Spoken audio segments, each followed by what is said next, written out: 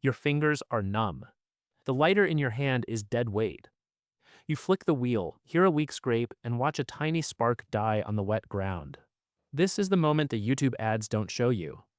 Most survival gear is sold for a sunny campsite, not for the moment your body is shaking and the rain is soaking through your jacket. Before you waste another dollar on a fire starter that fails in the cold, hit subscribe so you never miss this. Stay for number 7. The one item that makes a roaring fire possible even when everything else is soaked. The industry wants you to buy a $50 titanium gadget. I tested 12 different methods in the worst conditions I could legally create. I boiled it down to the 7 that actually work. When your hands are useless and your patience is gone, this is about physics, not marketing. 1. The disposable Bic lighter. Not the matte black tactical one with a waterproof seal that costs $18. The bright neon plastic pack of 5 you grab at the gas station for $4. Here is the physics that saves your life. Inside a Bic is a flint wheel made of ferrocerium.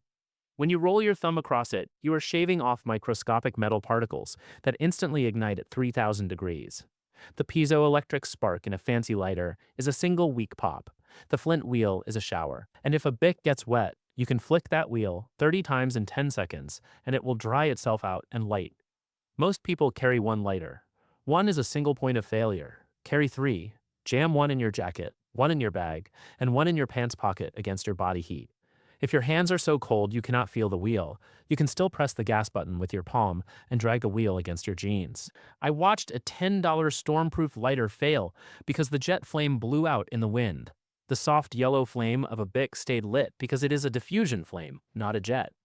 The gas station lighter is the baseline king. Everything else on this list exists to light things that the Bic ignites.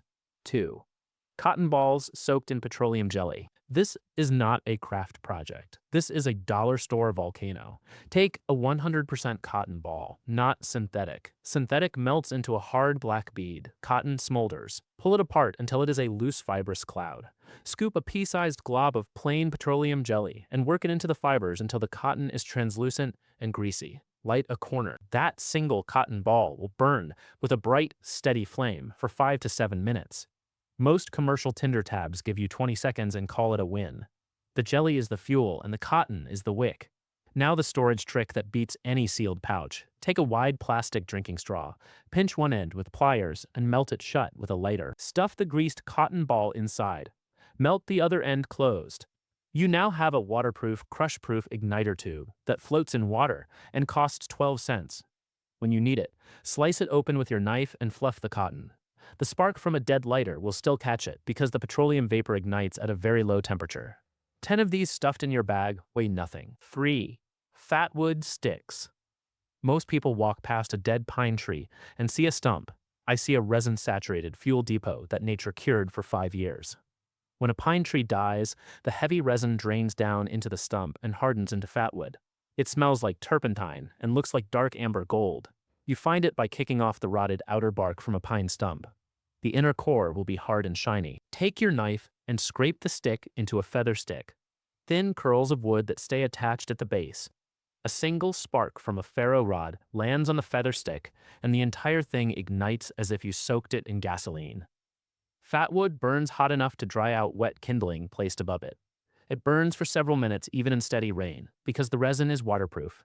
Do not buy the plastic-wrapped fatwood from the hobby store. Find the stump. Process it with your own hands. One 8-inch stick, the thickness of your thumb, will start a dozen fires. I tested a synthetic fire rope next to a fatwood feather stick. The rope melted. The fatwood roared. This is the backup when every lighter is empty and every cotton ball is gone. 4. The proper ferro rod. Do not buy the tiny keychain rod that is the thickness of a toothpick. That is a finger shredding trap designed to look cool, dangling from your backpack. The physics of a ferro rod is simple. You need mass to generate and sustain a spark shower that hits 3,000 degrees. A proper rod is half an inch thick and at least 4 inches long. You grip it like a hammer. The striker is not the spine of your knife. The spine of your knife is often too soft or rounded. You need a dedicated, sharpened steel scraper with a flat 90-degree edge. You do not scrape lightly, like you are peeling a carrot. You press the rod tip directly against your tinder pile, and you pull the rod backwards with a hard, slow drag. This throws a dense fan of sparks that stays in one place. The tiny rods force your hand close to the tinder. Your knuckles hit the ground. Your fingers get sliced open. A thick rod gives you standoff distance and control. I watched 4 people try to light damp tinder with a keychain rod. Every single one failed and bled. The half-inch rod lit the pile on the second drag. Spend $15, not 5. Size is not a luxury here. It is the difference between a fire and an open wound. 5. Trioxane fuel bars.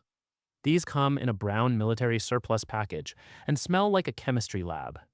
Ignore the modern white hexamine tablets that crumble into dust at the bottom of your bag. Trioxane is a stable, solid bar that you can break into segments. Light one corner. It ignites with a clean blue flame, even when soaking wet, because the fuel itself contains its own oxidizer. The flame burns hot for about 8 minutes per single segment, but the real edge is this. You can blow it out like a candle and relight it later. Most tinder is a one-shot deal. Trioxane gives you multiple attempts. I dropped a lit bar into a shallow puddle of water. The flame kept burning on the surface. I placed a small stainless steel cup directly on top of 6 burning segments and boiled 8 ounces of water in under 5 minutes. No stove, no gas canister. A trioxane bar inside an empty tuna can is a portable cooking platform that weighs 2 ounces. Most people pack fancy folding stoves that require expensive fuel bottles. I pack 6 bars sealed in a Ziploc bag. They cost $1 each, they outlast any battery-powered igniter, and they never leak fuel in your pack. 6. Char cloth. This is the bridge between a weak spark and a real flame. You can make it tonight in your kitchen. Take an old 100% cotton t-shirt and cut it into 2-inch squares. You need a small metal tin that seals. An Altwist tin works. Punch a tiny nail hole in the lid. Pack the cotton squares inside loosely. Place the closed tin on a stove burner or in the coals of a fire. Within minutes, you will see smoke jetting out of the hole. That is the volatile compounds gassing off. When the smoke jet stops and the gas ignites into a small flickering flame at the hole, the cloth is done. Pull the tin off the heat and let it cool completely before opening. Inside, you will find black, delicate cloth that feels like silk. This char cloth catches a spark and turns into a glowing orange ember without bursting into flame. You nestle that glowing ember into dry tinder and blow gently. The tinder erupts. Most people rely on direct spark-to-flame ignition. That fails when tinder is slightly damp. A glowing ember gives you time. It spreads heat deep into the tinder bundle. I tested flint and steel on 10 different materials. Raw cotton burned away. Commercial wipes melted. Char cloth caught the very first spark and held it, glowing and growing for 30 seconds until I could breathe it into a flame. It costs nothing, and it is the last line of defense when everything modern has failed you. 7. The black trash bag. This is the item that made me laugh when I realized how many people overlook it. You are not fighting your tools. You are fighting the environment. Cold ground pulls heat from your kindling through conduction. Wind steals your flame before it can catch. Wet grass soaks your tinder from below. Most people drop their fire starter onto bare ground and then wonder why their sparks die. A 3 mil thick contractor trash bag costs 90 cents. Lay it flat and fold it in half. You now have a waterproof ground sheet that is 6 feet long. Kneel on it. Build your tinder bundle on it. The plastic is a thermal break that stops the frozen ground from sucking the heat out of your flame. Pull the sides up around your workspace and anchor them with rocks or your bag. You have just created a wind block. If rain is falling, pull the bag over your head as a makeshift shelter while you work. I watched a man try to light a fire on wet soil for 20 minutes. His hands were blue. His lighter was wet. He was so focused on the gear that he forgot the ground. I handed him a folded trash bag. He built the pile on top of it and had a fire in 60 seconds. The black surface also absorbs sunlight and warmth, slightly drying the air around your tinder. A contractor bag holds 40 gallons. It can carry wood. It can become a poncho. It can collect rainwater. But most importantly, it turns a failed location into a dry workbench. Your fire starter does not fail because it is broken. It fails because the world is cold and wet. Fix the ground. The spark will do its job. The mental edge here is simple. Fire is a feedback loop for your own nervous system. If you panic, you fumble. If you fumble, you fail, and the failure makes you colder and more afraid. The gap between a shivering body and a steady flame is bridged by discipline, not gadgets. The one-match fire is a mindset.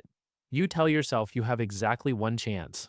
That forces you to prepare every piece of fuel, every tinder stage, and the wind block before your thumb ever touches the striker. Survival does not reward the person with the most expensive kit. It rewards the person who stages their work, controls their breathing, and respects the physics of thermal energy. Most of the fire starters I tested were worthless. Not because the product was defective, but because the user expected a miracle and skipped the prep.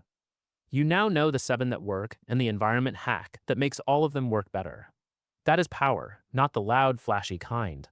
The quiet kind that means you sleep warm, while someone else spends the night shivering next to a pile of expensive, unlit gear. Now, I want to hear from you. What is the worst fire starting failure you have ever experienced? And what did that moment teach you about your own preparation? Drop it in the comments. I read them. Next time, we are tearing apart another survival myth that is getting people hurt. I will see you then. Stay steady.